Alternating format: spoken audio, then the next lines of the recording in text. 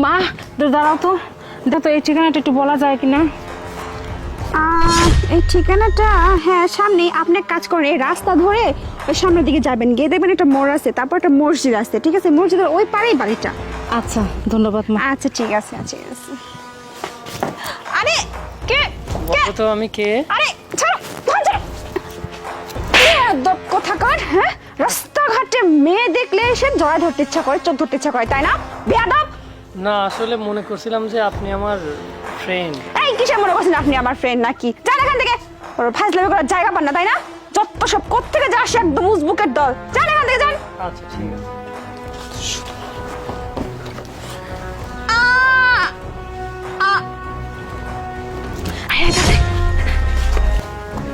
আরে দেখো ঠিক আছে, দেখো পাইছি, আপনি তো কিছু নেই। এই যে চেন পাইছি। দেখো মোবাইল কই?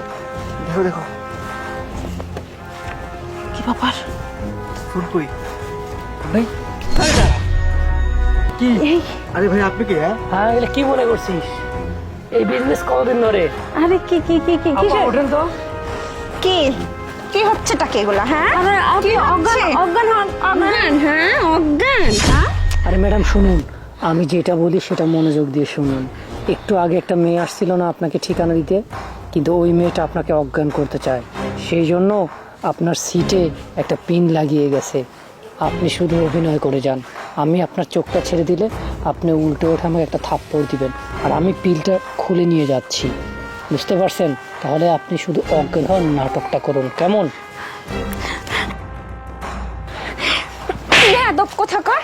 মেয়ে মানুষ দেখলে গায়ে হাত দিতে ইচ্ছে করে না, এসে চোখ ঠেসে ধরতেছিস, হ্যাঁ? এত বড় সাহস তোর! ফালতু লোক একটা। Sorry, ma'am. আই কিসের সরি? বুঝতে পারিনি। বুঝতে পারি না এখান থেকে। কোত্থেকে যা আসে আউল ফাউল লোক এসব। এই বিজনেস কতদিন ধরে চলে? হ্যাঁ আরে না না ভাই, আপনি কিসের বিজনেস করে বলছেন? আমরা তো বিজনেস বিজনেস এইখানে যে পিন দিয়ে ওই মেয়েটাকে অজ্ঞান করতে চাইছিলি, হ্যাঁ? কতদিন ধরে বিজনেস চলে? ভালোই টেকনিক। করছিস, হ্যাঁ?